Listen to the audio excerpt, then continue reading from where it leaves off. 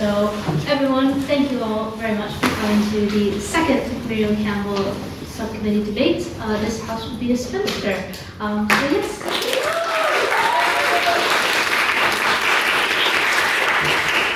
So we're going to start it just like we start any debate. Instead of president's questions, we will start with chair consultations. So does anyone have any questions or consultations for the chair, which is myself? Yes, Ash. If you could live at any time period, what would you live? Ooh. That's really tough, actually.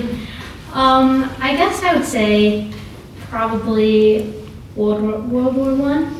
I don't know why. I just felt like I'd do really well in that war. I don't know. But anyways, yes. On what side? Well, The Ottomans, I hope. beside the Americans. I didn't do well in history in high school. I can't remember what they're called. Yes, any other questions? Yes, please. What is the best Madagascar movie? Ooh, okay. So I think it's very obviously number 3, I forget the name of it. Europe's Most Wanted. Europe's Most Wanted, yes, that's the one. Because we talked about Ice Age last time as well, I remember. But yes, it is definitely Europe's Most Wanted because you got the very thick French police lady. Yes, they can do it, yes. What else? I remember when that film came out, and it was at Afro Circus became really, really popular. It was really annoying, but it was also good. And Alex got a girlfriend, which I thought was quite nice. But anyways, any others? Yes, Ash again. Okay. Out of all the penguins in the Penguins of Madagascar, who's your favorite penguin? Ooh. You remember that? Skipper, Rico, Private, and what's the other one? Kowalski. Kowalski. Yes, you know what? I have to go with Kowalski, to be fair. Yeah, I don't know. It's the same as like the Ninja Turtles. Like Donatello's my favorite. You're always attracted to smarts. Not saying that I'm attracted to Kowalski.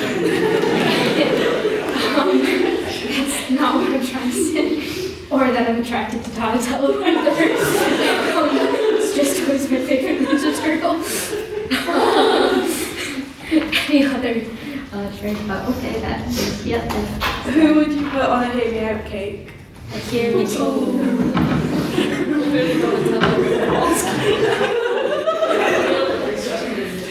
Well, Donatello and Kowalski.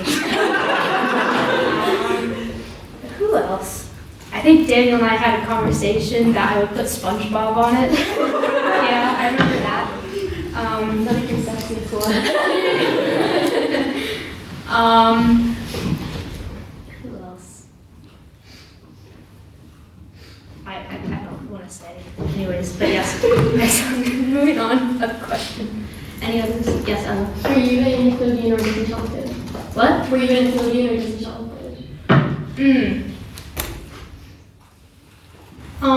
Okay, here's how it played out. So it was Nickelodeon during the day, okay, but then you would switch to Disney Channel. Oh, wait, no, it wasn't Disney Channel, it was Cartoon Network. I wasn't really ever a Disney Channel kid. I watched Disney Channel when I was really young, when they had, like, The Proud Family, and That's So Raven, and Kim Possible on, like, the classics. Those were the best. But I would be a Nickelodeon and Cartoon Network type kid, because at 9 o'clock p.m., Cartoon Network would switch over to Adult Swim, and then I would be able to watch Family Guy without my dad knowing. Yes, Rob. Do you think Family Guy or American Dad is better?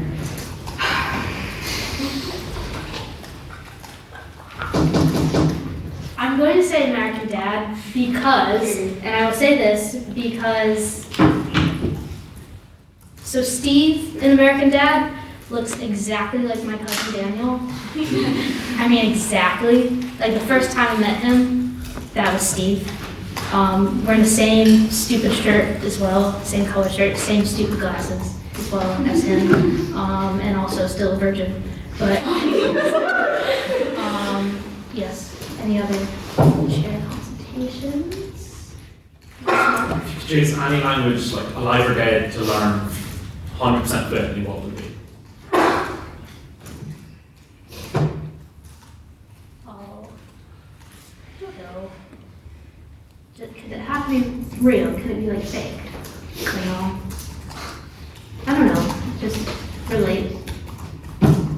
Klingon just sounds fun. So.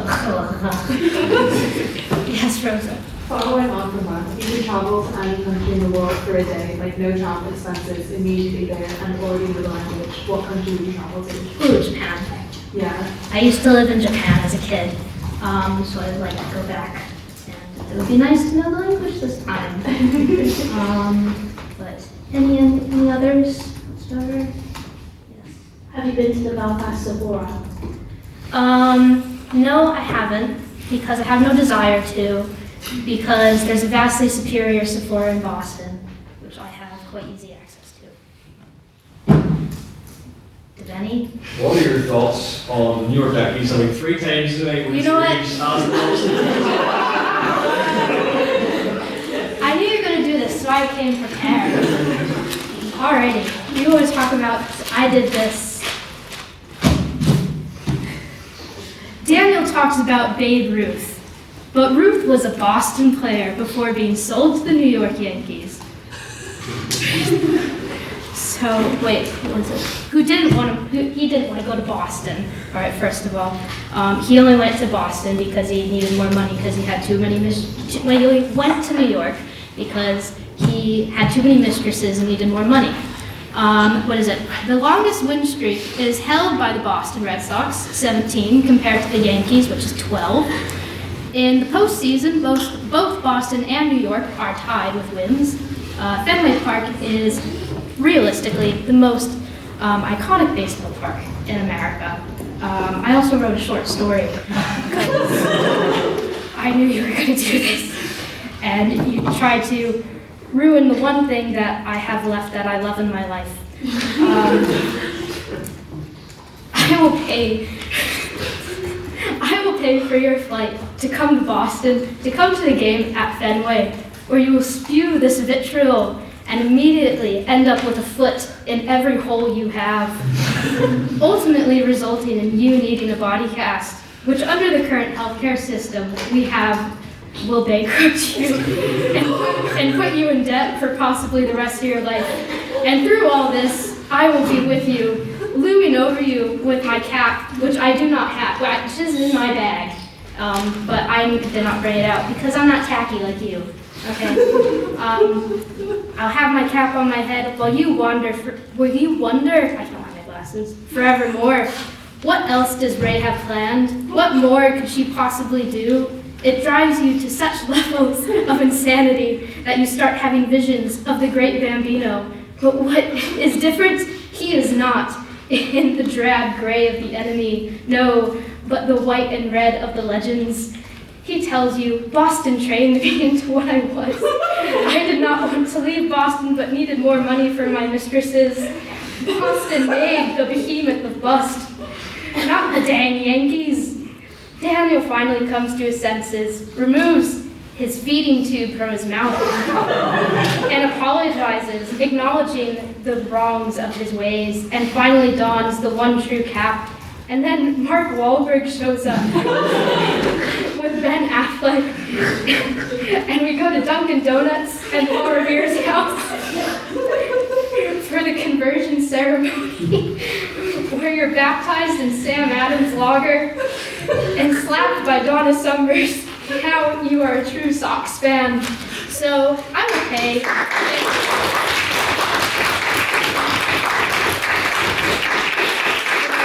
I will happily pay for a business class flight to fly you out to Boston, and we'll go to a Fenway game, and you say that you are going to be, your head is going to hit the pavement in front of a Wawa. Like, it's going to be, yeah, exactly. There we go. Yes, EJ. Babe Ruth is an old.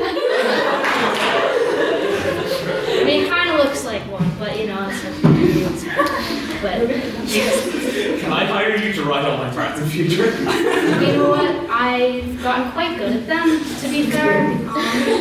Just journaling helps. Yes. Dan will be scared for his life too. You know, Daniel has said many times that, you know, when the Netflix documentary crew comes and interviews me, I'm going to say, Ray was just so quiet. You know, like he's expecting like me to eventually murder someone in my life, which I don't know how to feel about that, but I mean, you know, to each his own. And If you're you're meeting Ben Affleck, can you ask him what's going on with Matt Damon and how he's legal now?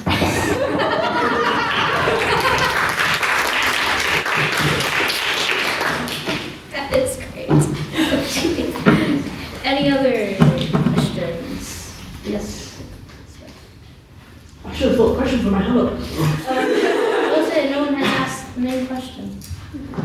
Madam Chair, what did you have for breakfast this morning? Well, I had half of a fry, and I wrote that story before I ate the fry, so I was quite angry. But now I feel better. Anyways, would you like to, do you have another question? Yeah. So, as in Ulster fry or a fry? Oh, yeah, not a fry. Yes, Massey.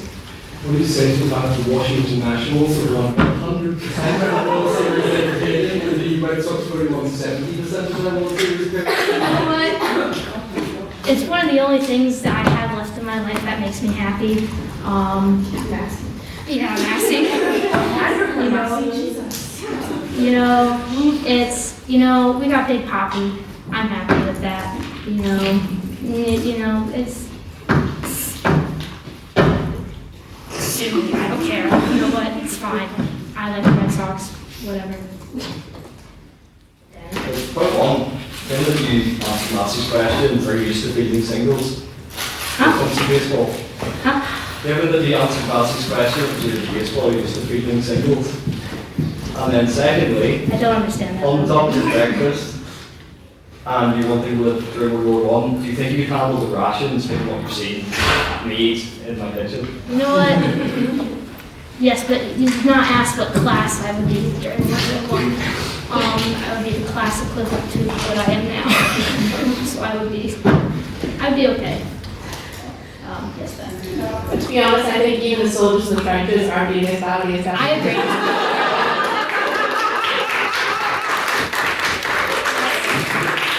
That is definitely true. It's just water and meat. That's what your dinners consist of. It's disgusting, and it stinks even through the freezer. Yes. If we were at war and you had to choose individuals from council to either be generals or be on the front lines, what are you thinking? All right. First front line. Like the first person. Oh, this is gonna sound really bad. But you put the people, the first people. It's like, that'd be Baker.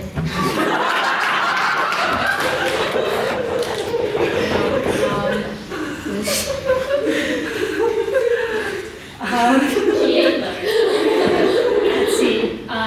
Generals. I would say Beth. I would say Ella. Generals anymore? Yeah. Not on the front line, no. You're not casualties. Most protected and killing Baker. Trust those missiles on Billy.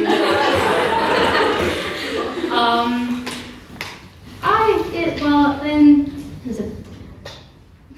And wasn't Spratt considered the general during one of these other conversations? I don't trust him though. The world would fall apart in 2 days. And then that's him doing the better job I'm than good. we expect.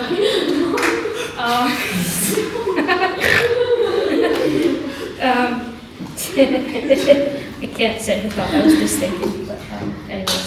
But we'll take one last one. Yes, let's. Is this going on Spotify? Yeah. Yes. It should. Not until after the AGM. If it's not till after the AGM, I'll do this. Okay, front line.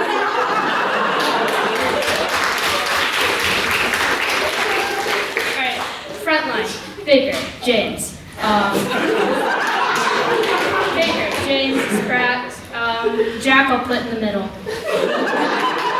And then, what is it? Daniel, you're not a general, I'm not gonna lie. But you'll be like a lieutenant. So you'll be in charge of them, but then generals, me, Beth, Ella, Henry. Did I miss anyone? No. Okay, that's fine, yeah. Alright, so now we will move to private members' business. This is your time to bring up anything of interest that you have seen in the news. You know how it goes. Ella. So the new Harry Styles album came out on Friday. Yes, and I listened to it on the way back from the theological union college at 3 a.m. last night, or on Friday. I think it's a really good album, but I do think it's interesting how much it's been criticised. Like a lot of people are like, oh yeah, it's I'm gonna curse anyway today. It's shit, but I don't like. I have to listen to it, and I'm like, you have to listen to it. Like that's so silly. Like, and then also all the reviews are like, it's so horrible, and you're like, just a white woman. Like, it's I do think I understand some people are like, it's not as good as Harry Styles, but then people said Harry Styles wasn't as good as Fine Line, and then are we really calling his first album McCrea if it's always not as good as before? I don't know. I just think it's so interesting how he obviously created an album that is reflective of the experience that he had, like as someone who lost a friend and has had a weird kind of relationship dynamic and stuff, and like withdrew himself from public life. And I think the album reflects that, and it's interesting. And then at the same time, people are like, loads of teenage girls like, I don't really like it, and I don't think it's that good music. I don't think he's the most amazing singer, and he doesn't write songs, but I think there's so many people who, like, I still love them, and I love the album. Like, why are we demonizing Harry Styles constantly? I know this is a women's subcommittee, and I'm asking everyone to defend the man, but this is the one man with maybe, like, no, this is the one man that I think we should defend tonight, so, yeah. Oh boy. Yes, I think it's probably really impressive that I think a lot of Harry Styles' fan base is predominantly female. I do think it's the fact that people don't like to like things that women enjoy. Like Taylor Swift, people thought that was stupid, that was evil, that was like silly, and everyone loved to hate on that. Like the Barbie movie, like things women enjoy are constantly seen as silly and kind of pathetic, and I think, that's the same way people are criticizing Harry Styles. Exactly what people forget that the Beatles was started because teenage girls like them. Yeah, exactly that. Yeah. I think there's always something kind of see you next Tuesday about bad music, and we've kind of seen a rise in it. Like, all of a sudden you're going to be bopping into a club, you're not going to be bopping to some lyrical masterpiece. Like, I don't want to hear old word. Like, that's the best stuff to shake movie too. Yeah. anything else? I would just like to say, if you're going to pretend like you're some kind of music elitist who really cares about music, why are you listening to Harry Styles and expecting it to be like Pepperoni or something? Time and place. Any other on this point or another goes up? On a somewhat similar note, I've seen a lot of research come out recently. There's not actually too many differences between like the male and female brain. So would this have to be of the opinion that like the differences in gender that you might see are more like nurture-based or nature-based? I think I'm like always.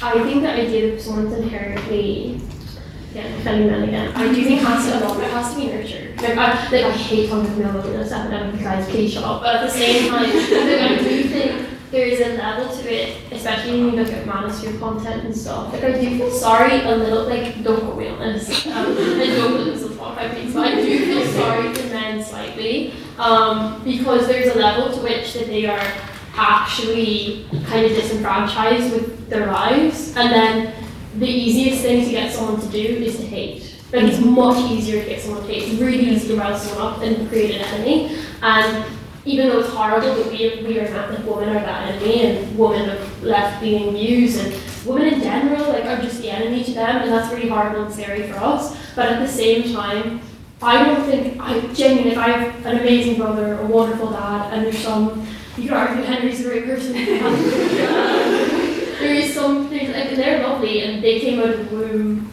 like they came out of the womb evil. And I genuinely think that most of the men didn't come out of the womb evil. I do think a lot of it is that they are either again, you can't blame everything on their childhood, but like there's a level to which I feel bad for them because I do think it's like, it must be so exhausting and so horrible to go around hating everyone so much, Life isn't fun, so. I thank you for saying all that. That was actually, I really agree with that. I think it has to be nurtured because also it's like, I look at gender norms are in construction. Like and just certain things subconsciously and unconsciously shape us. And I think, you know, with what you say, like, well, this is masculine, this is feminine, that's surely going to shape people, even if it's not necessarily, because I think naturally we're not one way or the other. It's just our experiences or how we look at life or experience life is what shapes us. So, no, it makes complete sense that there's really no difference from a brain level, but from a nurtured nature, completely that's where something's shift. I really like the nurture, the nature stuff. Not just on like a masculine feminine level. Like growing up, I spend more time with my stepdad than my actual dad, and I have so much more in common with my stepdad than my actual dad. I think that's as well about the whole nurturing of the brain. Going on a really silly tangent. As you do. We love recording. I was a long time Timothy Chalamet hater.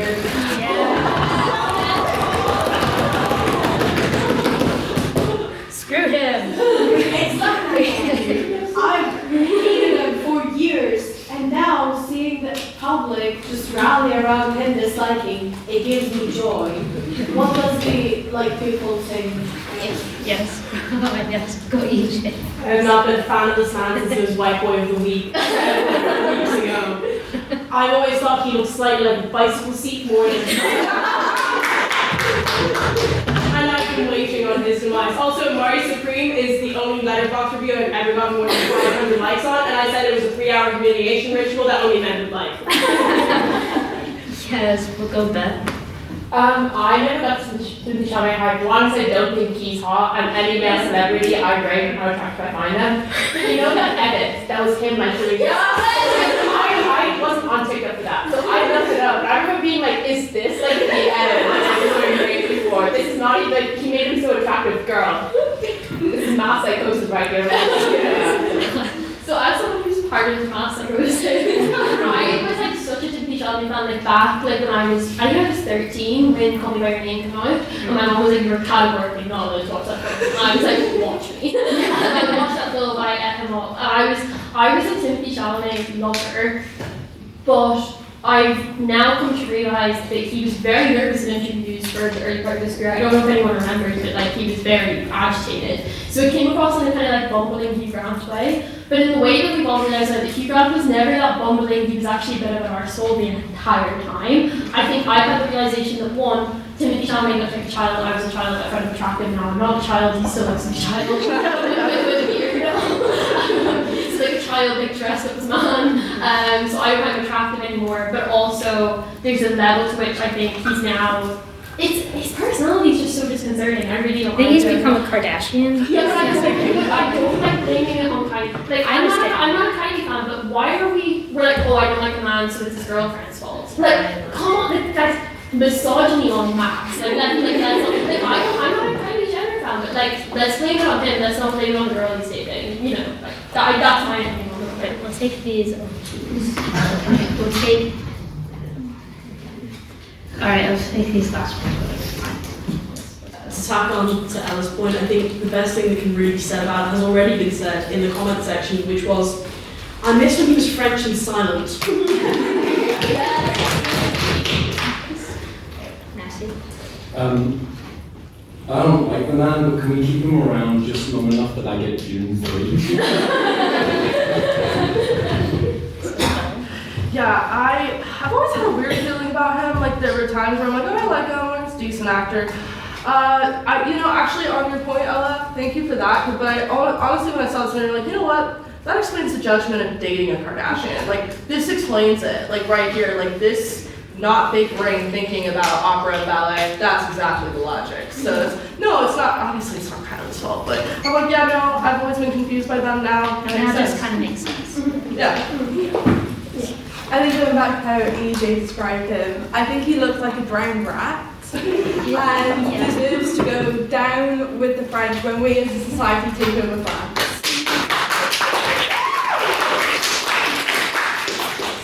Frankly, I was surprised that there was like such a big deal about it because like arrogant white boy says something arrogant white boy always would have said like family in the kitchen. I was not surprised at all, so I don't get why everyone was really up in arms about it. It's always been like this. Myself and my brother had a surprisingly deep conversation about Timothée Chalamet, and the conclusion we arrived at was that all of his features are conventionally attractive, and yet none of them work together. You end up with this kind of uncanny valley. I have a comparison to that where it does work together, but is not just a jerk. Not Timothée Chalamet, Adam Driver. See, Adam Driver's fit. You don't think all the pieces would work together, but it does. Yes. This is Ash. I think it's so interesting that you decided to talk about how opera and ballet are dying, and as if he was ever invited to the party, as if he could ever be good enough to be recognized in any of those art forms. It feels like someone that went for one audition and had someone who had no idea who Timothée Chalamet was read the film, and he can't get over that. He's literally had that trauma of being 12 and being told by them being no, your rat face is not made for you. And he just can't get over that. And I think it's so telling that I get that opera and ballet have their inclusivity issues. I think there is something to criticize about the elitism associated with those art forms. It is you need money to do well with those things, right? He had the money, he just had to come to town, which is so sad, right? But I think that it's just ironic because acting is the one thing where you can just be beautiful and suck at it and do well. But ballet and opera are not those things that you can get away with. And he basically, I think, is just super salty that he's not talented enough. I'm going to take one more, which is massive. Just in regards to the fact that Timothée Chalamet is French and the fact that somebody asked Ray, Ray said World War I, and someone said which side. I thought the House would like to hear this quote. Written shortly after the First World War. And I read, anti-French feeling amongst ex-soldiers amounted almost to an obsession. Edmund, shaking with nerves, used to say, no more wars for me at any price, except against the French. If there's a war against them, I'll go like a shot. With the war over and the German armies beaten, we can give the German soldier credit for being the most efficient fighting man in Europe. Some undergraduates even insisted that in World War I we'd been fighting on the wrong side. Our natural enemies were the French. See our propagandists. So glad we ended on that note. I will just say that there is a theory that men only look like two animals. You can either look like a rat or a frog. That's what came up with that. But anyways, we are going to hear minutes from last meeting. Yes, thank you.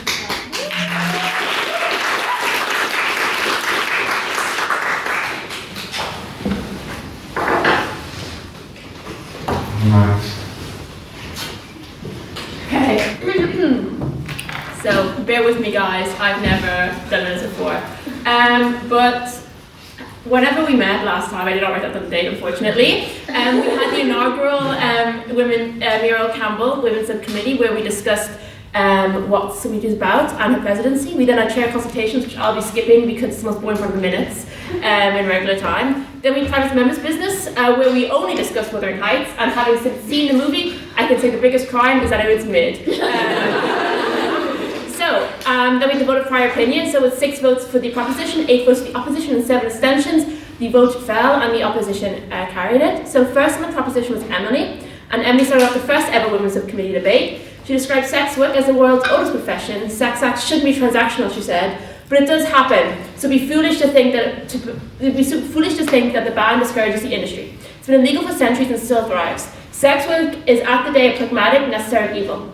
She then discussed Amsterdam and its model and the benefits of unionizing, very communist of her. First on the opposition was Ash. She started off as passionately as always, saying that sex work should never be legalized. She then proposed the counterfactual, the Nordic model, I believe, which legalizes the selling of sex, but criminalizes the buying of it. Full decriminalization doesn't eliminate the violence, but shifts responsibility and absolves the men. Violence is inherent to the profession, but women should be allowed to have the confidence the law is behind her. Second on the proposition was Lyra, who then discussed the social reception of sex work through musical theatre, which is a ground I have to respect. She goes through Sweet Charity, Cabaret, Rent, and Les Mis, making me realise I actually don't know the plots of those musicals. In these stories, violence goes unreported and help is avoided because under the law they're technically criminalised. If sex work were there to be legalised, focus would be put onto the real crimes like abuse or trafficking. Then we had Peggy in her maiden speech who discussed how sex work inherently commodifies bodies. Legalising sex work only appeases the men and is a privileged point of view, ignoring the huge swaths of the industry that do not have that. A black market will always exist because the product isn't sex, it's control, and the currency is sacred, as a scared, unwilling participant. Men are only there for control, not intimacy or comfort. Did legalizing porn make the industry safer for women? She questions. The transactional nature creates a consent issue, and can responsibility be legalized? She questions. Third on the proposition was Maeve. She proposes that putting the focus on regulation, which has been proven effective in industries like porn. She then goes through the law in Northern Ireland, Scandinavia, and the pros of them. If we monitor the industry closely, she says, we allow for safer and fairer working conditions. When the laws are clearer, they can be more effective. Sex workers are really vulnerable. They underreport crimes, and when they do, they are often dismissed. A safer environment needs to be created with safer spaces to solicit. Sex work will always exist, and the only way to keep them safe is through legislation. Then third on the opposition was Rosa, who legalizing sex work encourages women to put themselves in dangerous situations, she asserts. It won't encourage men to be respectful to the women in their lives, but encourages their continued commodification. She then jokes about selling her feet pics to make ends meet, which I wonder if the value of mine go up or down depending on the fact that I smoked about an hour ago. But those are jokes made by middle-class women. They aren't impacted by sex work. It's vulnerable immigrant women without any other options. What good has ever come from necessary evil, she questions. Privileged women have the safety nets to joke about sex work, but what about the women who don't? And then we had questions for the proposition, which was given by Elizabeth, responses heard from Maeve and Peggy. Questions for the op was by Gráinne, responses heard from Peggy and Maeve. Sitting question was again Elizabeth, and responses from Emily and someone else I did not write down. So the votes for speakerability, 5 votes to the proposition, 70 votes to the opposition, and 1 abstention. I take these minutes as read.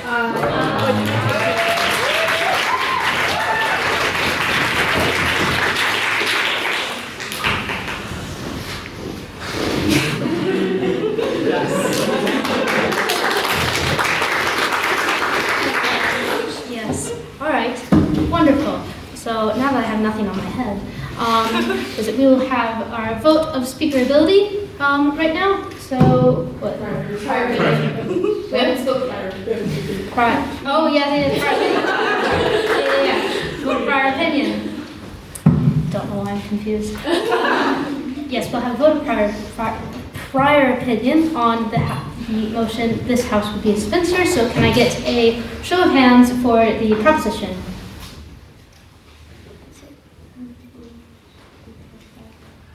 Keep those hands high, guys. Yes. 8. Great. And can I get a show of hands for the opposition?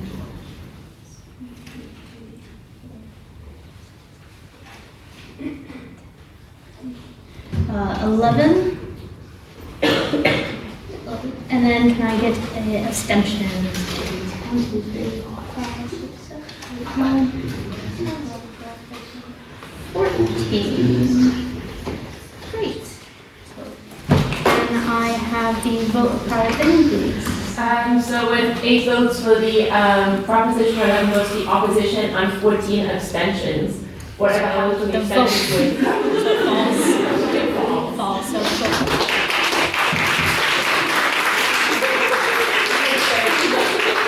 wonderful. So just to go through the rules, is that speeches are 7 minutes. First and last minute are protected time signified by the bell. Madam Secretary, thank you. During protected time, you are not allowed to ask any POIs. If you do, I will throw my gavel at you. What else? Keep your POIs limited to 15 seconds. If you go over that time, I again will throw my gavel at you. Is it swearing? Yes, that's my role. I have already been told that there will be swearing tonight, so I will not throw my gavel at you, but I will bang it. And if you swear, you owe the house a bottle of port. Ella.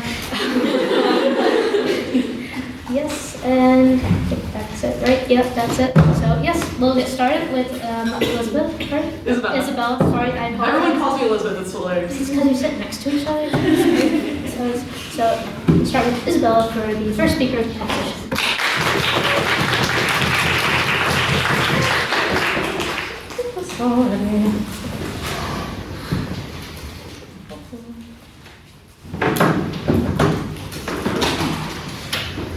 Good evening, everyone. Often the moniker of spinster is deemed a resignation or a rebellion against nature.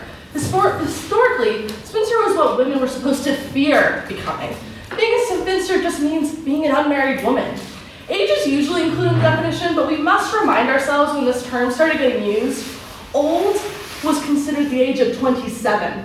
I'm 25, and I certainly do not feel old. And as far as I'm concerned, spinster is the new bachelor. Becoming a spinster is not a resignation, in reality, but a life lived out of one's personal desires. Also, not everyone's natural inclination is to be married. Sure, it would be nice to find someone who loves me and sees me fully, but with the radicalization of men, the rise of femicide, and the people I find on dating apps these days, I'm absolutely fine with the prospect of spinsterhood, and this house should be as well. My argument is threefold. One, it'll be pretty obvious once we get there. Two, famous spinsters, both real and fictional. And just because it can be lonely doesn't mean life isn't fulfilling. Because of a life of institutional romantic partnership, it in fact can be equally worthwhile, if not more, due to autonomy. The beginning and end of this argument as to why this house would be a spinster could almost be concluded in one word: men. Period. Men in the room, please don't take the rest of this personally, but you probably will because men take everything personally. You're annoying, and it's not just the patriarchy. Sometimes I don't want solutions. I just want to vent, feel heard. Not like women get that many places to do that anyhow, but if I could hear myself think over the mansplaining, I'd be one step closer to inner peace. And I found as much as men complain that women do an action beginning with B and ending with H, men are babies. Get kicked in the balls, completely comparable to having your private parts potentially ripped to your anus by a watermelon-sized human. International Women's Day or Pride? Where's the International Men's Day or Straight Pride? When you and your whole class identity have been oppressed for their whole entire existence on Earth, then maybe we can talk about appeasement with a day rather than doing the right thing, like giving people their inalienable rights. The more time I spend with men makes me wonder why I have to be wired to be sexually attracted to them. And in fact, recently when I felt lonely and needed romantic companionship, I stopped myself from re-downloading dating apps.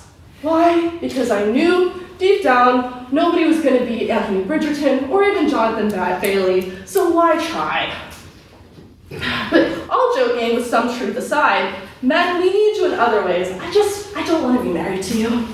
Like, if my dear guy friends can be on standby to open my sticky jars, much appreciated. #feminism.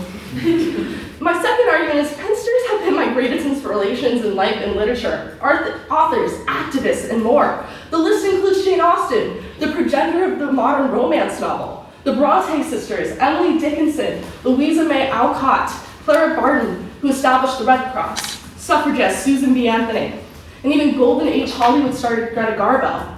Even in fiction, spinsters are the most captivating figures on a page, whether it be the detective, Miss Marple, Charles Dickens's Miss Havisham, the bubbly Miss Bates from Emma, and the no-nonsense fantastical nanny brought to life by the Queen Julie Andrews, Mary Poppins.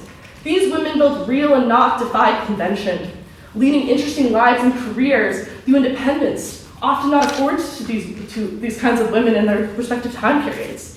Sometimes it also came from less liberating things, such as having to provide financial support in the case of Louisa May Alcott, and women who identified as lesbians or bisexual, thus unable to live out their attractions freely due to ignorance and erasure, having to pretend to live with their loves as roommates or special friends who slept in the same bed. Ironically, the latter is often how spinsters have been assumed to be, because every woman must want to be a barefoot pregnant trad wife with a mediocre husband. You must be a lesbian if you think that sounds like the opposite of idyllic, obviously. Arguments to support such an outdated notion work as well as Mr. Collins' self-centered proposal to Lizzie Bennet. I especially love the part where marriage is a gift to his happiness, caring less about Lizzie's opinion. BOI, yeah? Don't you think that marriage isn't what you're describing it to be nowadays? It's just a contract. Like, it's just, like, it's not, he doesn't own me if I'm married him. I still have my own life. It's just it's a legal relationship. I will get to that. Okay, so I especially, for a moment, the first point of my argument, men. To get back to the point of famous spinsters and assumptions about what women should want, nobody has to aspire to the same things. It's perfectly natural to choose independence over marriage, because even in a good marriage, you're still bound to the give and take of another person's needs and wants.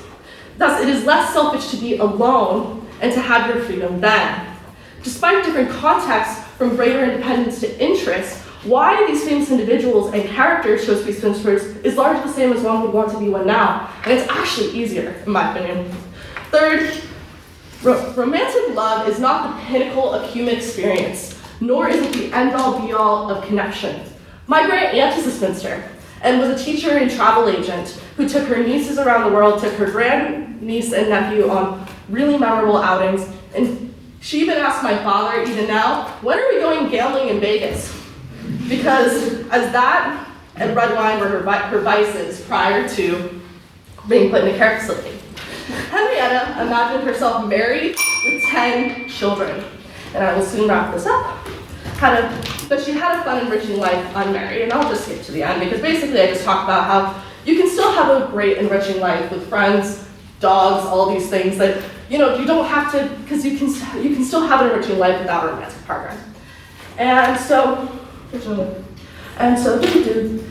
I talk about selfishness of women, blah, blah, blah. Just as always, there's no women as women. Selfish if you do, selfish if you don't.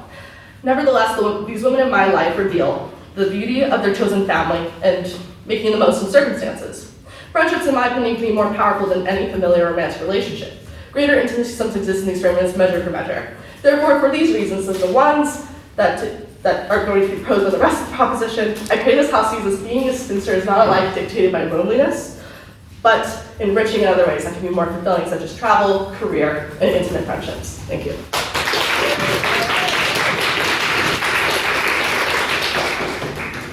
Isabella for that fine speech. Now I call Lyra to open for the opposition.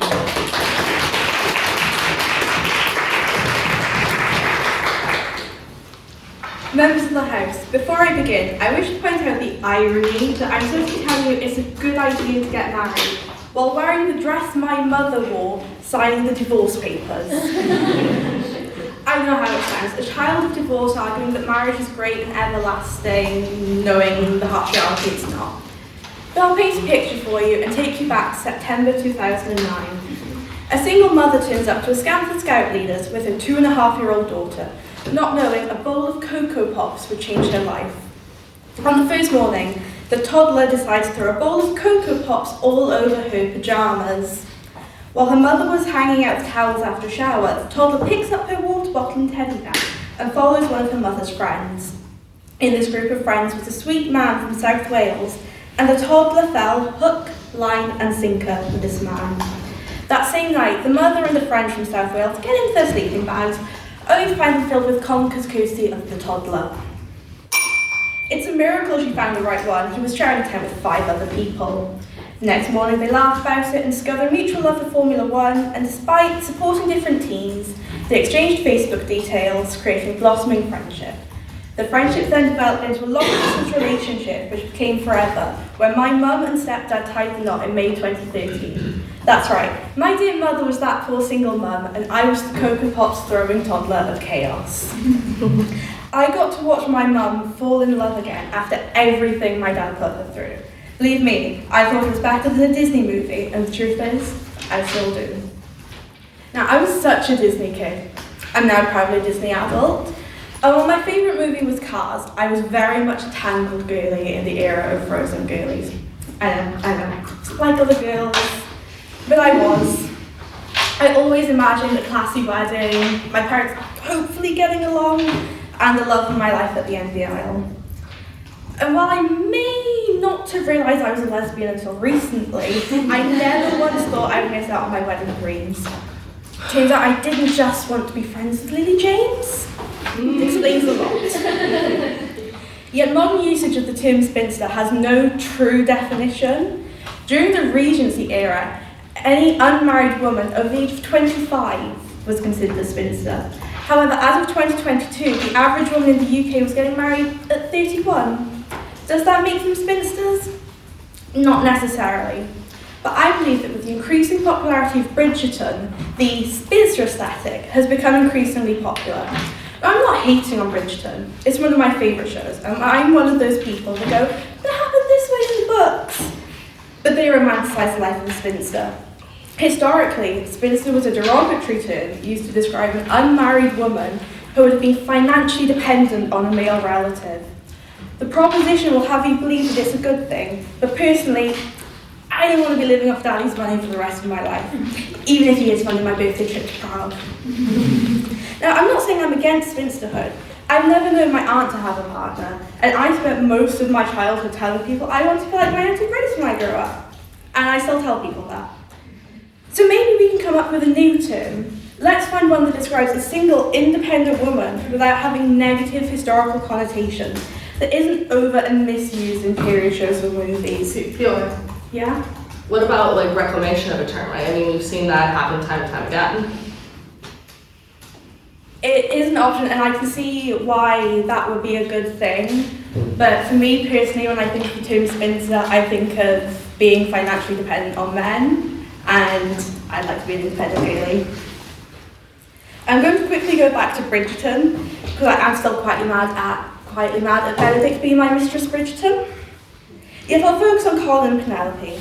As a big fan of the books, I strongly believe they completely butchered Colin and Penelope's story. In the books, Colin's "I would never court Penelope Featherington" line happened at the masquerade ball where Benedict met Sophie. There's then a 10-year time jump, meaning Penelope is actually 28 when she marries Colin, not 19 as the show would have us believe. And honestly, that completely messed up the timeline of the books. But come speak to me after if you want my full rant on that. Now, Isabella mentioned Miss Havisham, and luckily for you all, I studied Great Expectations at A-level, which was only last year. And I found her character quite interesting. Yes, she was a spinster, an iconic spinster from a classic novel, but being a spinster drove her mad, because it wasn't what she wanted. It was what society forced her into because a man let her down. And I'm not saying that not being a spinster means you have to get married. You just stop relying on men, basically. So when I think about my options, marriage or what the proposition could be claiming is spinsterhood, I think back to the little girl running around the campsite in her Dora the Explorer wellies, the same one that walked her mum down the aisle in a purple bridesmaid dress, swapping her mum for her favourite teddy bear, the one that can now speak Welsh fluently, the one who's now stood in front of you, wearing her half of a matching sister necklace, knowing that sister wouldn't exist if she hadn't thrown a bowl of Cocoa Pops over herself in a campsite in 2009. The proposition.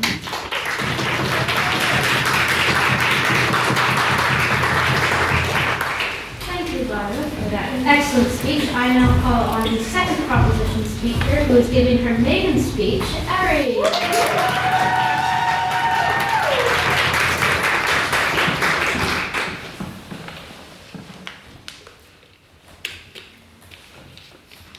It costs £260,000 to raise a child.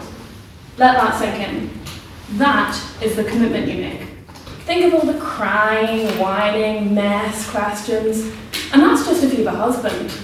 I can't imagine it being twice as worse for the child.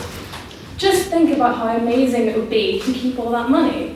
I know what I'm spending mine on, and yes, I know that money can't buy happiness, but low-key, it can. You raise children when you can have pigeons. Margaret over here would be a much better alternative. Yes, I, Ari McCrea, maiden speaker, please go in easy on me, would be a spinster. Sure, why not? Who needs a husband? I've already mentioned some of their flaws. And as I'm writing this speech on the way home to my glorious throne, I'm once again reminded of the fact that I don't want children by the constant cries of a wee for at least an hour on my bus journey.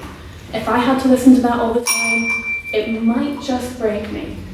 As a wise Instagram reel once said, when you're done with cats, just drop them on the floor. So clearly, they require a lot less commitment than babies. Being a modern spinster is romantic. When I went solo travelling last year, I loved that I could do whatever I wanted. I went to the zoo of all places, surrounded by school groups and families with young children, and yet I was happy. I could eat what I wanted. I could walk at my own pace. A life devoted to choices that are entirely mine sounds like bliss. It's not selfish to be like this. To any other old souls who watch Call the Midwife, you may be familiar with the character of Nurse Gráinne, who gave her heart to her career, her vocation, doing what she did best, helping other people. She didn't need marriage and children to be fulfilled. And furthermore, marriage and children are about compromise all the time. You become a teacher, a cook, a professional finder of lost things, a maid, a taxi, a nurse, and more, all for these little cretins who might not even appreciate it anyway. When you get married and have children, you give up a part of yourself that you can never get back. You relegate yourself to being relied upon, to carrying the weight of not just yourself, but a partner and children who will go to you for every little thing. Because let's all be honest with ourselves here. Who hasn't had a mild inconvenience and thought, oh, do you know who can help me here? My mum, I'm going to ring my mum. Big up the mums. They are the epicenter of the family, the glue that holds them together. And that sounds like a very heavy burden to bear. Seeing my dear mother tired and worn out because she essentially works 2 jobs, when my dad comes home and gets his food handed to him, is the reason I think, you know what, yeah gosh, being a spinster really could be the move. It is utterly unfair. And marriage is inherently patriarchal anyway, there's no escape from it. It's littered with these values that means we are owned. In the past, coverture laws and the marriage bar stripped us of our humanity and individuality. It is a ritual that lessens us and joins us hand in hand to someone who now has a say in everything we do. Taking another name is like erasing a part of yourself, and yet it's still something many women do. Why? You can be successful without marriage. Look at Enya or Elizabeth I. Enya, an 80 million album-selling diva, lives in a castle without ever having toured. Elizabeth, a queen so devoted to her country that she never married and helped defend it from a literal armada. 2 icons. Speaking of Tudor queens, I am a history buff, so forgive me, but I'm about to slap you all in the face with some. For most of history, sex with women was seen as an act of duty, and with men, it was an act of desire. If we go back to Europe in the medieval period, we're looking at a time where male and male relationships were considered normal. Once you hit your 30s, men settled, married, and had children. You go back further to the Greeks, and you're looking at these pederastic relationships which are incredibly normalized. Once again, women, the incubator for male immortality. Men were viewed as the superior gender. Women rendered to mere objects used for procreation. Thus, in women becoming spinsters, we reclaim our roles. We demolish these rigid structures that label us only important in history because we give life. Pigeons were only considered important when they had purpose, and now see them left to fend for themselves, treated like vermin. Is that our fate? Society's objective role. Moreover, in my eyes, the ultimate form of a spinster is a historical lesbian.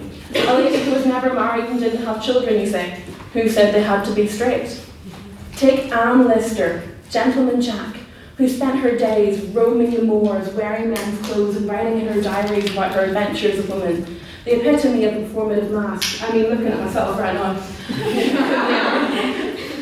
Lister is a further reason of how being a spinster is romantic.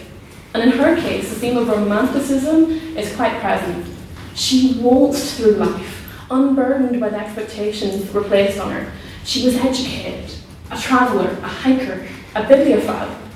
Spinsters can still have relationships without marriage, which in her case made it a little more fun because she wasn't tied down to one person. She grasped her romantic opportunities with both hands and lived a life at her own expense. Women are warriors, not wombs. We work and we work and we work. And it's not narcissistic to want to reap some of the reward by giving it up to others. Being a spinster is an act of rebellion. Being a spinster means we spit in the face of a society that for centuries tried to mould us into producers. And so, if I invite you to my future abode, I hope you'll find a cottage in the middle of the woods with a vegetable garden, Simon and Garfunkel on the record player, cats pawing at my feet, the smell of cinnamon rolls in the oven, and a pigeon sanctuary out back. Not a child, nor a marriage certificate to be found. I'll have earned my spinster title. I'll have earned a peaceful future. Pigeons mate for life, you know. And while they are adorable, I think for the sake of our own autonomy, we shouldn't follow them. I urge you to vote for the proposition.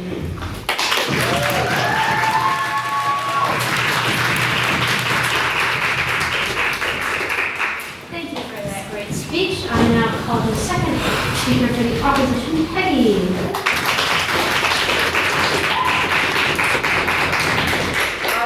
Preface this speech by saying I would much prefer the term after spinster, but when back's much more badass.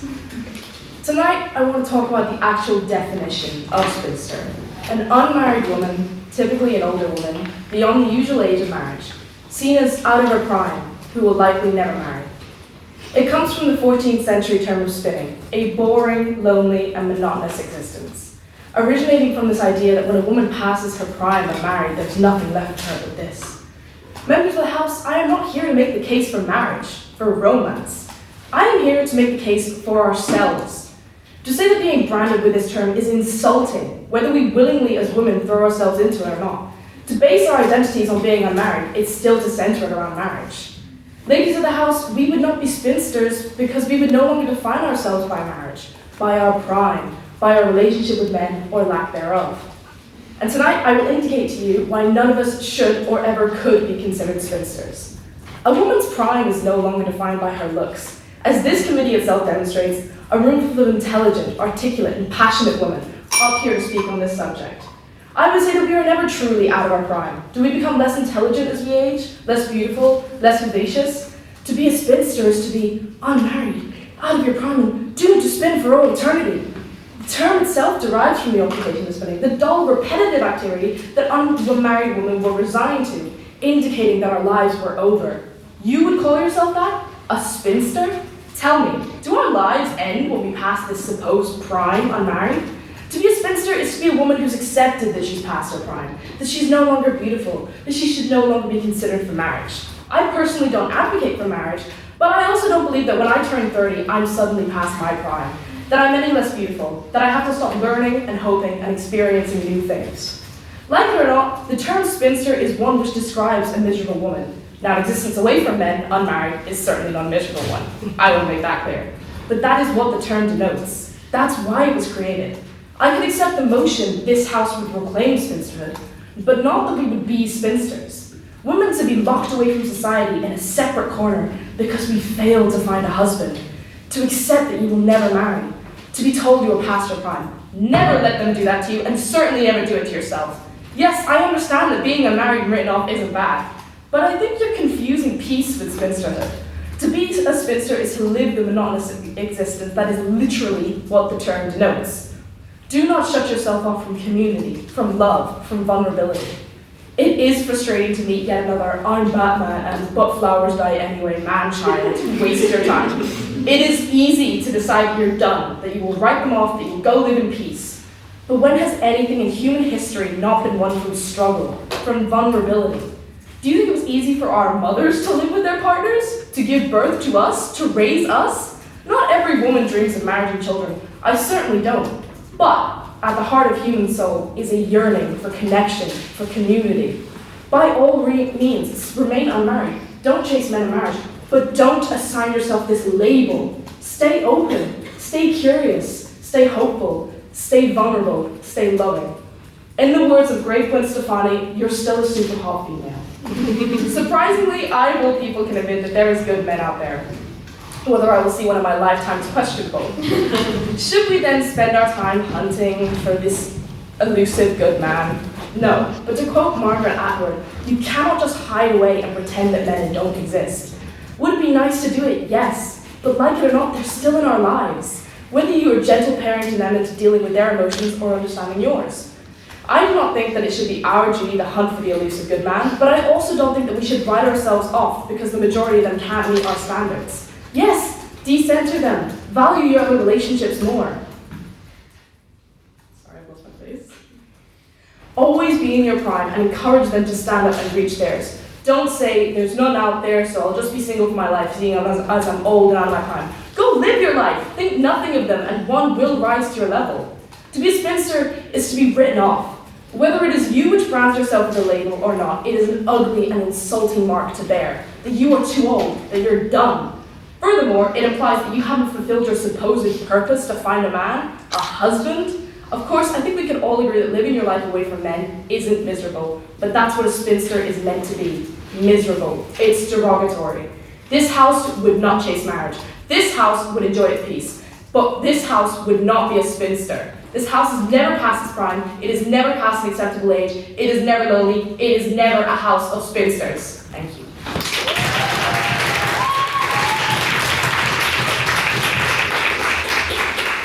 I thank Peggy for her fine speech, and now I call the third proposition speaker, who is also making her maiden speech, Cathán.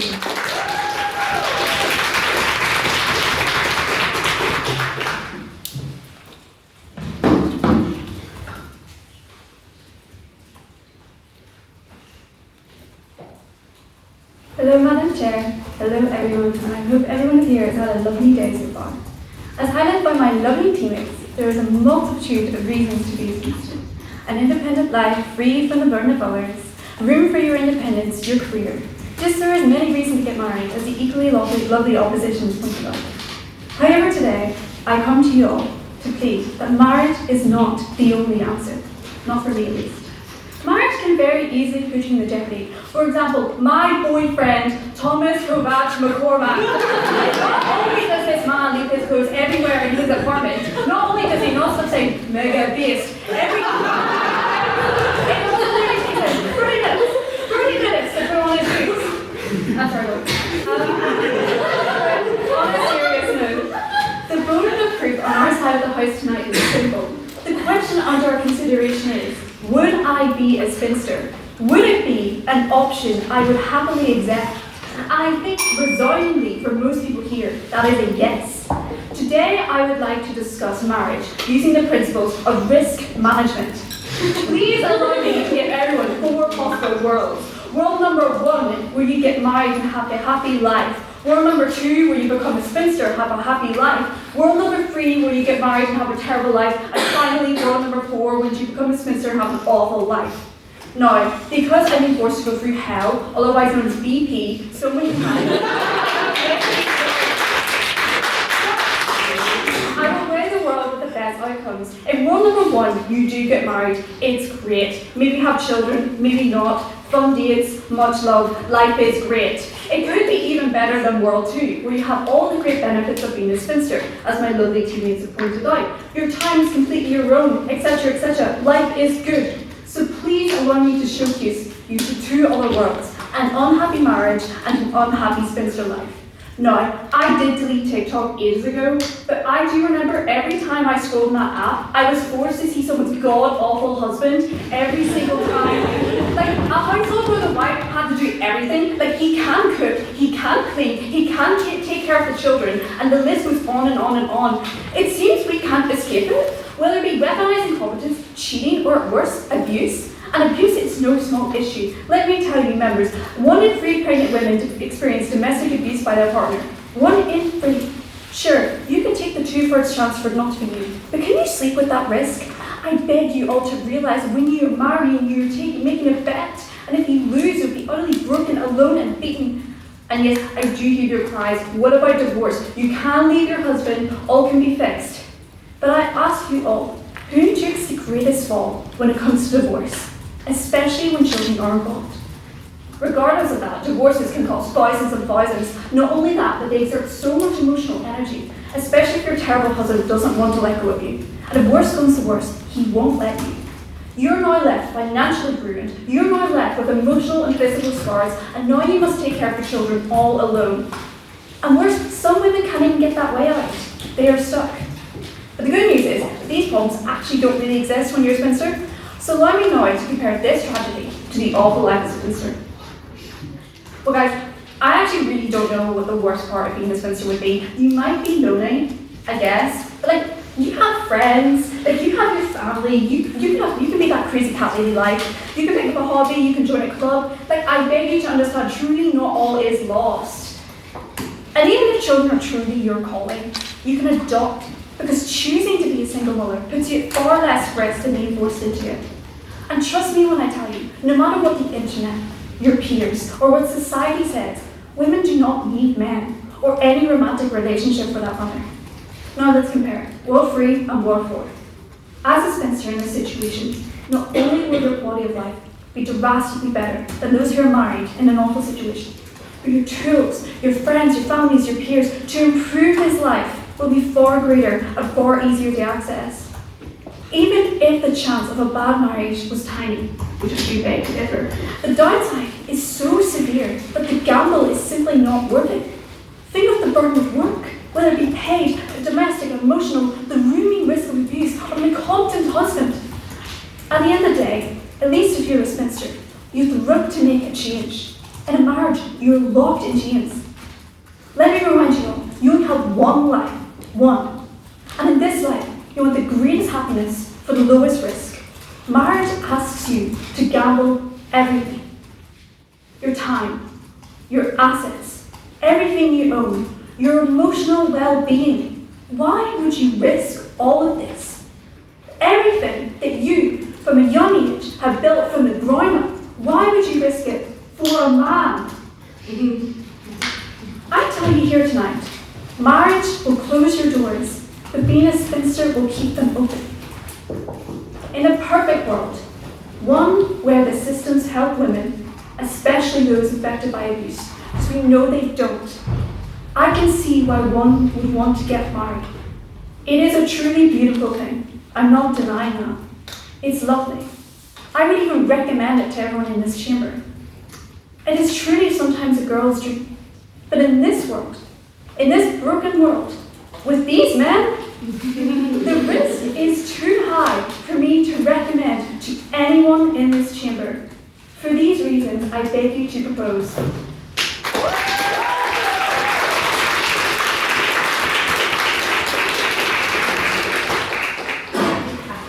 Fine speech, and I now call on the third speaker for the opposition, Tanya.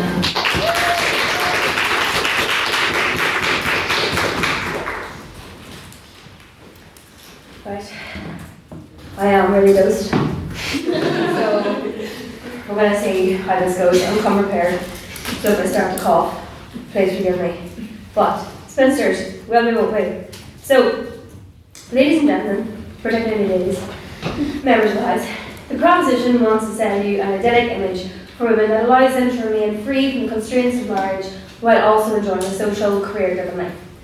Now, the opposition aren't arguing that, say, a woman's place is in the home. We aren't saying that women must be married to live a fulfilling life, but we are interrogating what it means to be a spinster. The term was initially used to describe a woman who spun thread for a living, then it evolved to describe an unmarried woman, typically older. But whenever we've been confronted with the term, its meaning is murkier. A spinster is a woman that, in reality, hasn't been chosen. She hasn't been plucked from the male garden of desire, instead she's been left to wither. A bachelor, as we can all agree, seems attractive. He's untamed, he's desirable, no matter his age. A bachelor is simply defined as a man who's never married. And the way that sounds is that he's a man that chose not to marry. A spinster doesn't necessarily choose. She's relegated to that life and all the stereotypes that may accompany it. A spinster is historically, she's a loner, childless, caretaker to elderly parents, and it actually makes me think of Downton Abbey, if anybody's seen it, when in the first, it's pretty early on, but when Robert and Cora are discussing their daughter's prospects, and they agree that Edith, who's the middle child, would be the one to care for them in their old age. And she was really young at that point, but that's just insane. So whenever I hear the word spinster, I'm transported back to reading books written by the Brontes and Jane Austen and all of those people, and hear and visage of fate worse than death to all of those characters. To end up alone and unmarried is perceivably the most horrific future a woman could possibly endure. This isn't all because she has no marriage and no family fortune or husband to lord around with. It's what it implies. A woman has no value as a spinster. And this term was constructed by the patriarchal society, and let's be real, what isn't? It says that a woman has an expiration date. She's only in her prime for so long, and God forbid she decides not to wed, then she should be cast aside. These attitudes just wear a new mask whenever they're used today. Now when a woman chooses to remain unmarried, people tell her, God, you're going to regret that in your old age. Or people muse over what could possibly be so wrong with her that she wouldn't get married. She must be very difficult. A nightmare. Some poor fella dodged a bullet. I'd say she dodged a bullet. When we see the term spinster, whether that may be in a historical or a modern context, we play into the idea that a woman's value massively decreases when she's no longer marriage material, whether she chooses that or not. The issue I have with being a supposed spinster is that it plays into the idea that for women to be free and romantic, they must go to an extreme. As a spinster, historically, you're put on the shelf, you're tossed aside because you didn't move quick enough, you weren't charming enough, you weren't so dependent nowadays to the point where he must spend money on you, while also not being overly ambitious because it's also important that he still feels like a man. You couldn't fit the brief. The brief has only evolved over time, it hasn't been dismantled, so you focus on your career. You say, I'm done with this, men are nuts, marriage seems like hell, I'll happily spend my life as a spinster, it's less hassle. Loneliness can often be inevitable. You're on one of two sides, the married woman and the mother that must set her own ambitions aside for familial duties, or you're the woman who decides to remain unmarried, must be wholly devoted to her career so that you have no time for family life. We can't always have our cozy cottage in the woods without some form of income. People need heating. People tell you that you're free, you've managed to escape the stressful years of marriage and children, you won't age terrifically, your body is safe from the horrors of pregnancy. But unless you're planning on being surrounded by women also willing to make the same choice in this modern day, it's a life that you're often expected to lead alone. Yes, not being married eliminates the chances of being legally bound to an unhealthy relationship, and I have personally seen the effect a loser husband can have on a woman. But the question of women becoming spinsters isn't necessarily one of marriage itself, but the unequal division of labour within the marriage. The majority of women have careers now, and yes, even the TikTok tradwives aren't really tradwives because they make some form of income on their content. Some marriages have been adapted to accommodate this. It's not that women often regret getting married itself, it's they just seek some change within their own marriage. Where women don't come home from their regular job, just have more labour to carry out. And yes, men can get really creative with their incentives. Not every marriage has to be draining, it can be worked on. It's not always realistic to throw out the entire idea. Also, I have to ask, where do you Chinese cohabiting women fall? Are they technically spinsters because they choose to remain unmarried, but they're still in a relationship with a man? And does this make for a healthier division of labour within the relationship? Marriage just doesn't have to be involved. I'm not trying to sell anybody a beautiful idea of marriage because God knows it's absolutely not. I wouldn't be an advocate for it anyway. I'm from a rural farming background and I can tell you marriage is not simple. But in my mother's own words, she wouldn't change it. Her and my dad are partners and that's it. But to resort to spinsterhood is to resort to a misogynistic stereotype of women that, despite all the propositions they say, can often be lonely. So I urge you to oppose. Thank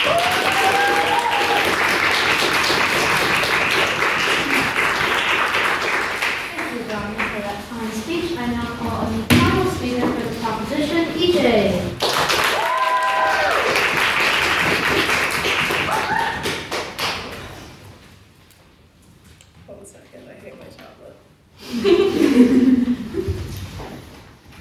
Good evening, baddies of the MC Subcommittee. Men. Tonight, Jeevas have sought to answer the age-old question that plagues this subcommittee: why would a man be there? And additionally, are the straights okay? And as my proposition, I'm sure, has already convinced you that the answer is he shouldn't be, and no, they're not. They never have been. But let's hammer that home, shall we?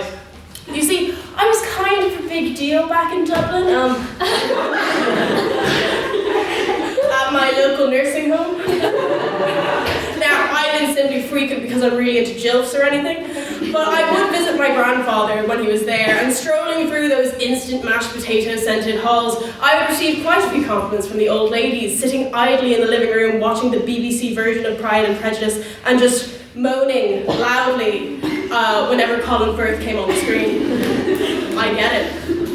But they would say that I was the most beautiful girl they've ever seen. Now, a lot of them were basically blind by that point, but that's besides. Because after they said that, they would then grip me by the shoulders like they were possessed by something. Never get married and never have children, they ruined me! And they wouldn't let go until I had promised them that I wouldn't, or a nurse had body slammed them. And this happened to me multiple times from multiple old ladies. And I think my crusty age divas were onto something. I would much rather be a spinster. There is nothing you can say that can convince me that marriage is a fun time for anyone but men. As Cath talked about, there is literally an epidemic of women on TikTok who post their husbands just full-on mistreating them, and then are surprised when the comments are less, oh, silly, sexy little man, and more, are you okay and have you considered killing him? There was literally a time a woman asked her husband to pack her lunch because she didn't have time that morning, and you know what he gave her? Half a stick of salami and a bag of dog food. No, thank you. I know that's something you didn't But surely the dog food was a mistake. No, worse.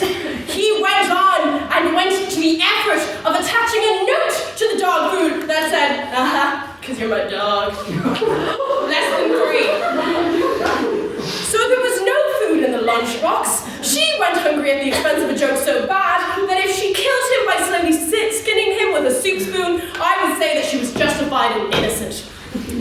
But when the comments flooded with things like, hey, this is crazy, you should leave him, she jumped to his defense. No, guys, you don't know him like I do. He's so kind and thoughtful and has a massive male chicken. I swear. And this is not an isolated incident. We saw it again with the butter dish girl from over the holidays who posted that she had was on day 5 of the silent treatment because she had gotten her husband an Xbox and he had gotten her a butter dish. People, once again, were up in arms at such a bad gift in comparison to an Xbox.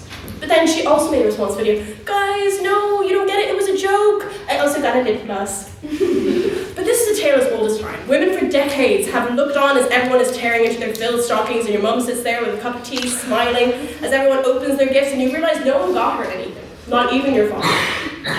But this is a sacrifice women have made for centuries, just to please the world around them, and they'll even get upset when we say that we actually don't want to continue the cycle of giving up everything. Our careers, our aspirations, our freedom, our 5 other boyfriends, and shaking booty and declared for a man named Donnelly, who has skid marks in his underwear, doesn't know how to use a washing machine, and wants 5 kids that you'll carry for 9 months each, and raise all on your own, compared to him, who will have a collective 4 minutes in making them, and still expect you to get on top.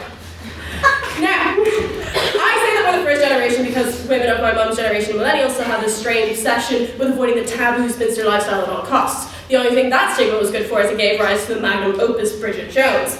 But just the first one, because the sequels literally turned her into a brainless idiot to make the plot work because no reasonable woman would ever do that, and she should have just gone to the Claire than listened to the Megan Thee Stallion.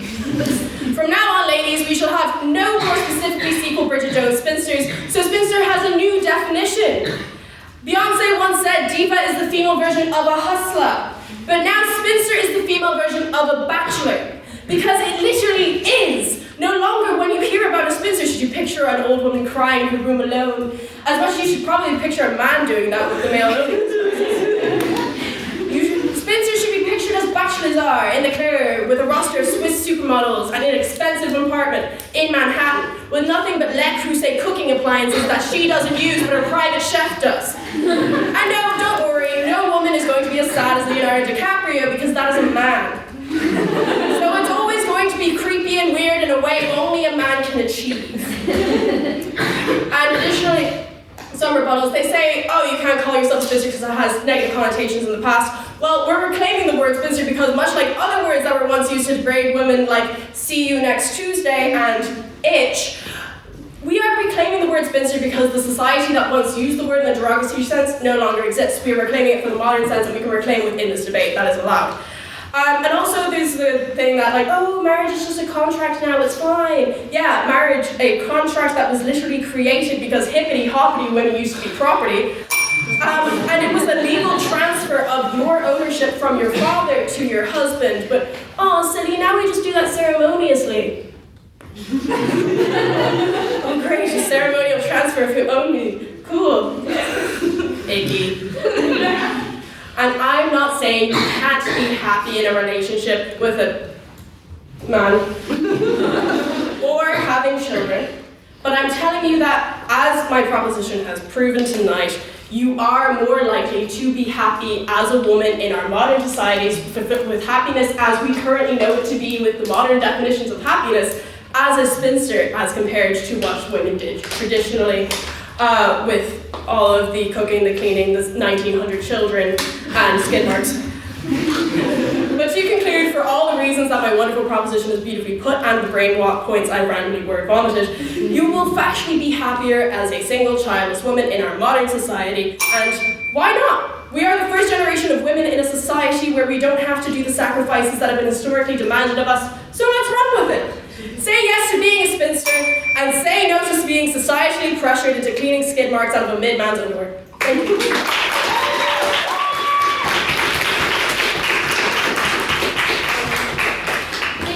For that fine speech. I now call the final speaker for the opposition, Ella.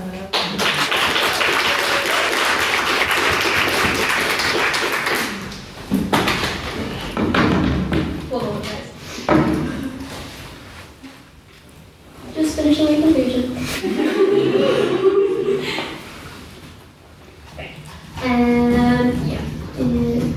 I will start my time in a second, right? This is like, I actually don't know if this is too long or short, but POIs are welcome because it might run too short. Okay. Good evening, ladies and performative men in the room who decided to show up tonight. I know you might be surprised that the girl in council who regularly brags about being a misandrist has publicly acknowledged that she's never been able to stomach dating a man for longer than 3 months without becoming repulsed by him, is now making the case for marrying one. Lads, I've got a revelation. Last night, I tumbled down the SU stairs for the billionth time. After too many, but hey, what's a girl got to do with it? However, this time I knocked my head a lot harder. And instead of becoming glued to the floor like usual, because it's so disgusting, I saw the light. Not just the one on the ceiling. I have become enlightened. I want to be a trad wife. I want the whole shebang. Because I want to be ballerina farmed. Someone's lucky blue. I want the white wedding right now. Bells, tassels, diamond rings, and the shit DJ. I'll get there.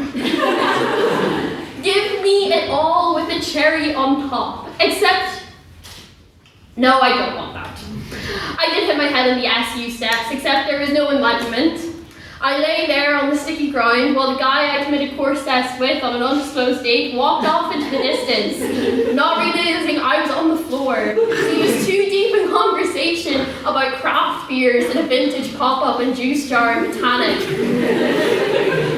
So I'm certainly not ready to marry. My love life is just as romantic as a Lavery's date. But what would be so wrong with marrying? The culture and the discourse always demands us to pick a side. Are you Team Jeremiah or Team Conrad? Are you chopped and unk or mogging the chopped unk? Pick Olivia, pick Sabrina. I don't care. Be a sexy, moody spinster or a clean, pristine trad wife. Guys, I'm only 21, which I know is quite old to a lot of you, which is quite concerning. But for me, that's still quite young. And why am I being forced to pick? my category. I'm yet to find a man I want to marry, but I'm not ready to swear off the institution entirely. Call me naive, but can't a girl dream of the big, everlasting romance? As sexy as a long string of lovers initially seems, God forbid a girl wants to have the one guy and marry him. The one person I can trust completely and we know each other inside out. Is that so unreasonable? I know men are horrible and repulsive, the majority of the time. But guys, they can't all be that bad. That point hasn't been proven to me yet, but people tell me. It's not doomsday. Let's not demonize or dramatize marriage. As a law student, I can let you guys know it's just a contract. It's only complicated if you have kids, and the proposition tonight are making out that having kids is necessary to marriage. I don't think so. You cannot have kids. Also, as a child who grew up on Say Yes to the Dress and Vogue weddings, I want a wedding. Is that so bad? I want the party. I want to look like a diva. Yeah. Would you not just rather have like a really big birthday every decade and it said that facilitates your need for a wedding? You could have a Vogue wedding every 10 years. Yeah, no, you think so, but every birthday I've had, I either cry, throw up, or and this is before I started drinking. Like, I'm telling you, I have a bad track record, so we're gonna need to find a new kind of party for me. I want it. I want to celebrate with the love of my life, invite all my friends, sit on the beach, and wear a white dress. That doesn't make me a trad wife. It proves that I'm incredibly financially responsible, but that's already beyond saving. And marriage is not what it used to be. He doesn't own me. I can have my own bank account, my own agency. I'm not trapped. Yes, there are horrible marriages, there are horrible men. But hey, I'm probably going to be a pretty shit lawyer. But that doesn't mean you can write off Daniel, Peggy, John, or Luke. Like, they'll be good. You can hire them instead, like the other options. If I am known for anything in this society, if I'm known for anything here, it's passing out at the Christmas dinner and being on odds. I'm not the internal convener, I'm the sleepy ops convener. I love music, and music makes me want to experience love. I want what the love songs describe, and I want it for life. Also, guys, I hate how it's seen as anti-intellectual to aspire for romance. Pride and Prejudice, Sense and Sensibility, Notting Hill, Bridget Jones. Why can't I have some of that? I want my Mr. Darcy, I want my Colin Firth. That doesn't make me a bad feminist. Honestly, guys, I would be incredibly happy if I find a man who loved me for all my faults and wanted to spend the rest of his life with me. If that makes me Eric Kirk or Nara Smith, then I don't know anymore. Now, I wouldn't bet on me finding this man, considering I'm a bit mental and I've been described as off-putting more than once by men. But let's not give up on marriage completely. Now, fuck all that sappy shit. I am seriously broke. I am amazing at spending money. The only way I manage to impress my father is I am consistent in my ability to spend his money despite his best efforts. Alas, money does not grow on trees, and fathers can only take you so far, so what am I gonna do? Budget? No. Get a job? Do I have to? Or marry a rich man. You can get all the cruises you want, EJ, if you marry a rich man. Divas, in this economy, we have to lock in. I just don't think at this age I'm meant to have an uncomfortable life. I hope you pick up that reference. We'll probably be old and rusty, yeah. But hey, that's less time you have to spend with him. You know what's sexier than a spinster? A widow.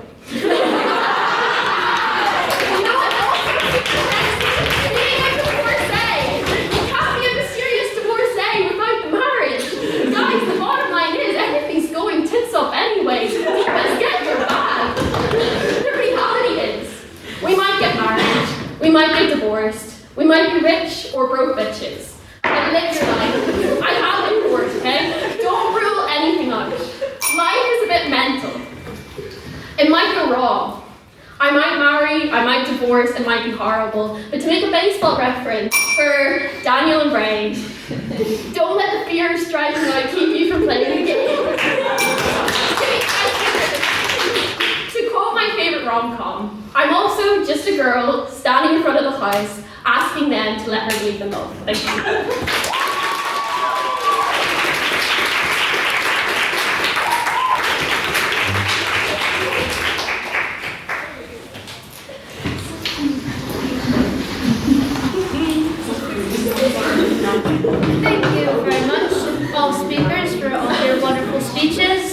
we will now take questions from the House.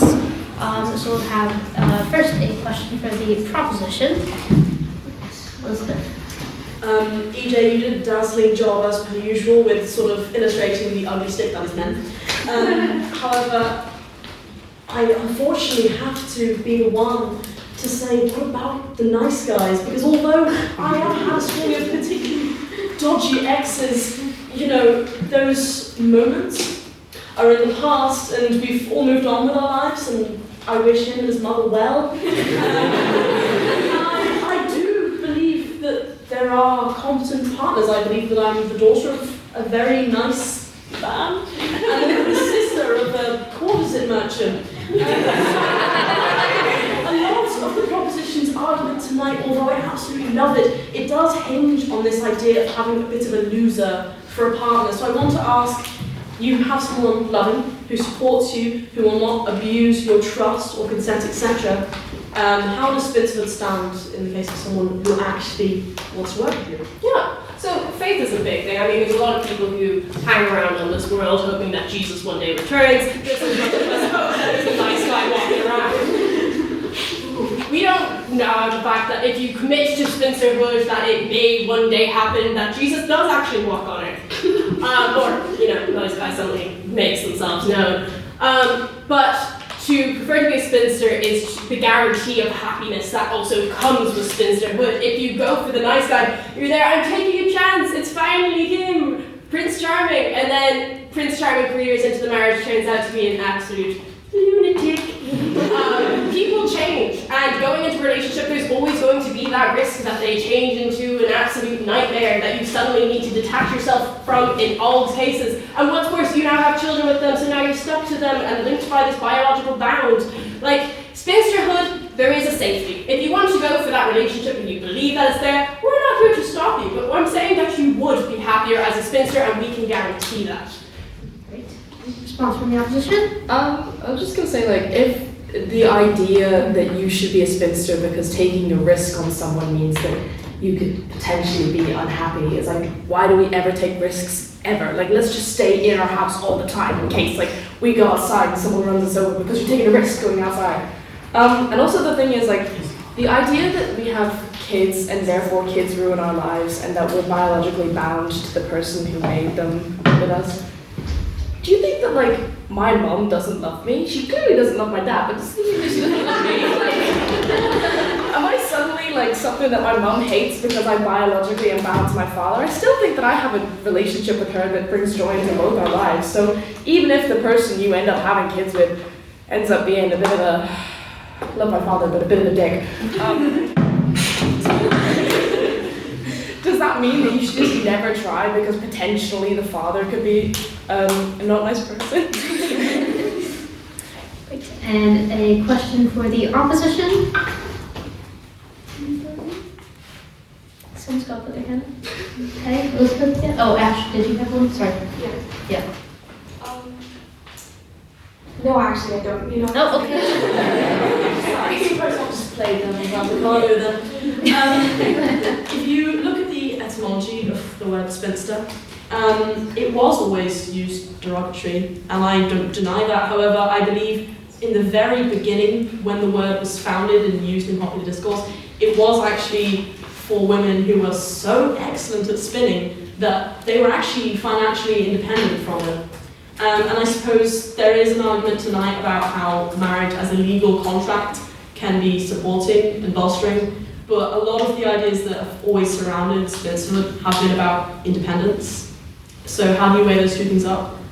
So that's actually really cool. I didn't know that's where it came from. And I know in the second half of my speech I talked about Mario and Anthony, but we forget about it every 2 seconds. The big point I'd like to make is the whole, like, I take the point of marriage being scary. Like, I do think it is really scary to trust someone like that and, like, sacrifice all your life. But in regards to independence, modern day view of marriage, you can be very independent in your own marriage. It's up to how you function and how you operate. Like, there is marriages where people are very independent. Like, I grew up with a stay-at-home mom for most of my life, and that was a marriage that functioned differently. But if you want the independence, you can, like, even if you look at the trial life instances, I think, like, Gráinne said this, that, like, they're making their bag. Like, they are, like, Nara Smith it, like she's pretending that she's sitting there just cooking. Those videos are racking up back. Like they're making those money. You can be highly independent in your own marriage. It's also the fact that it's for us to treat marriage like it was, where a woman can have their own bank account in the Republic not too long ago. It's not like that anymore. And I do think it is slightly, maybe demeaning is a stretch, but to tell women who want to get married that they're demeaning themselves by wanting to get married is not acknowledging that marriage is a completely different thing than what it used to be. It's treated a lot legally as just a contract. And it's up to you whether you want to make that contract, but it's not sacrificing or declaring yourself owned by a man anymore, you know. Response from the proposition. I can take this one.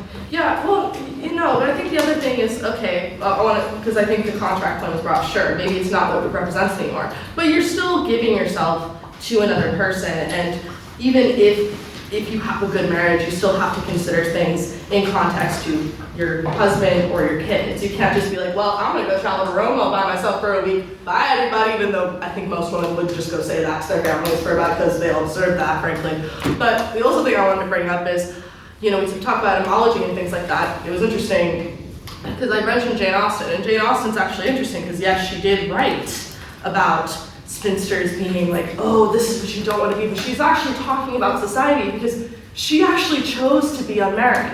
She actually chose it and said, I'm choosing this because I want to have time to write and to talk about these things. And this was even when this term was being used in a particular way. She only wrote about it in a particular facet to kind of bring to light the fact that this is how we talk about this. When she herself was the example of, I'm choosing this so I can have the life that I want, because I don't, even though she does write about it sometimes being in a reclaiming way of what marriage is, she even saw how marriage can still be, even in a good context, like having Mr. Darcy, it can still have limitations on what you can and cannot do. And now, any abstaining questions from the House? If you preface this by saying, it's more for the props, more for the op. Again, with the baseball thing, I played baseball in high school. We're at the game. And this is quite hard. Yes, Ash? I actually have a question. Sorry. I guess I'm a bit curious about what both teams think in terms of Spinster in the historical context, like outside of the modern age, because I think this debate has always been talking about like what it be a Spinster today. But I wonder if how we would contextualize a Spinster in the olden days, and how I think that term is traditionally used. Like, how would your arguments change in response to maybe contextualizing it to when it was a bit more relevant? Because I'm just unsure whether in this modern day and age, what the difference is between being a Spinster versus just being an older single woman. And so, yeah, I'm just curious about how you contextualize. Let's start with the proposition. So I mentioned it in my speech, and it was mentioned when they often said old in the definition of what it meant to be a spinster, they did mean like 25 to 27. So actually, maybe not everyone because I'm older than most people in this room, but by virtue, some women in this room would be considered already past their prime. Like not 40, not 50, not 60, not 90. You would be past your prime now by that definition. And so this is where I think, okay, if we're talking about the olden days, maybe potentially yes, you had some freedom.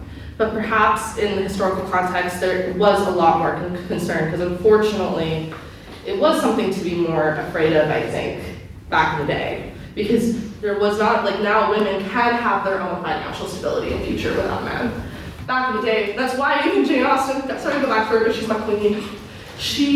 That's why she wrote about like relationships where it worked out, because sometimes that's where that's what you had, and because that's why, because I think if Lizzie Bennet was written in this day and age, she probably wouldn't have ended up with Mr. Darcy, probably Mrs. Darcy, but that's neither here nor there. But I think that's why it's distinctly written that way, because often marriage gave more women more financial stability, because they couldn't always have that, even in certain contexts, like always mentioned spinning. Just note there. So sure, historically, I think it was maybe more something to be more feared, but like I said, often most captivating people were often more spinsters in stories because they had a lot more to give. So, response from the opposition?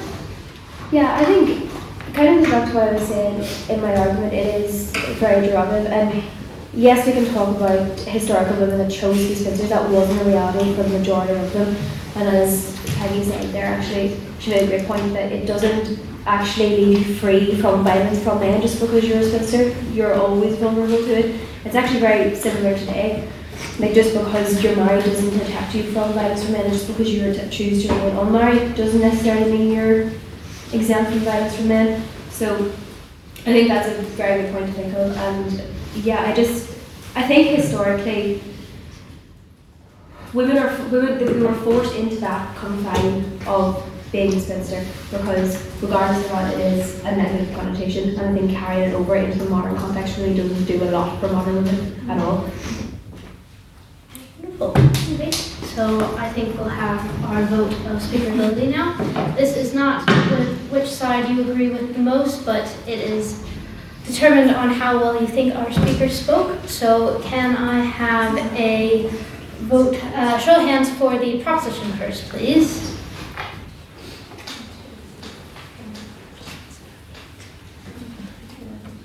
Grace doing it, okay. 12, yep. And can I get a show of hands for the opposition, please?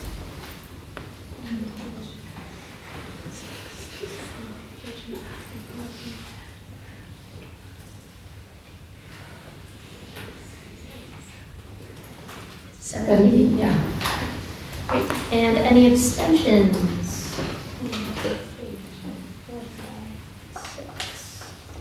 Six. Yeah. Yes. Madam Secretary, can I have the vote of speakerability, please? Yeah, so with 12 votes for the proposition, 17 votes for the opposition, and 6 abstentions, the motion follows the opposition.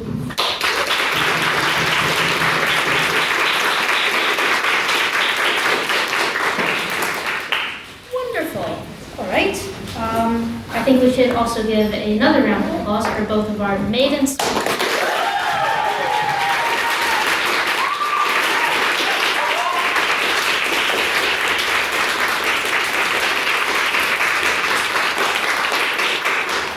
And before we go somewhere where I have not decided yet, I have a couple announcements. First of all, our next Women's Subcommittee debate is on the 31st of March. It is this house would... Do you want to keep that? Are we keeping that motion for sure? Because I don't know. Anything you can change it. Only one person. Can we just like not say the motion right now and we can regroup it? Anyways, it's on the 31st. Yes. Also, Daniel has asked me to plug tryouts for tomorrow. So the Litterific are sending 4 speakers to the HIST next Friday. We are having tryouts tomorrow to determine which, who we're going to send. So if you have any interest in speaking at tryouts tomorrow, please come to me or Daniel and sign up on the sheet that I have put the link in to all of the group chats, really, but no one's really signed up, so except Ella and I. Could I? Yeah, go ahead. So well done again to make speakers, you're absolutely class. It brings up my moving sheet, so I'm happy. And then also just remember we have our debate this Thursday at Punchy Common. It'll be really fun. The Irish Culture's not a costume one. It's the clattering / person only drinks pints of Guinness when a certain formative man is watching. It's the debate for those divas. So please come to that. And also remember, if you guys are here, if you want to speak on any debates, please sign up to speak. We want as many new people as possible. It makes it way more fun for me when new people speak. Like I love seeing the same familiar faces, but like look at how amazing these girls work. So it's great we have like new speakers all the time. And if you are in any way nervous about speaking, come to me and I'll chat to you about it. I'll literally go on the phone with you, get a coffee. I've done all these things to beg and barter for someone to speak at a debate. So if you're in any way nervous or have any questions, please come to me. But yeah, thank you guys for coming to this as well.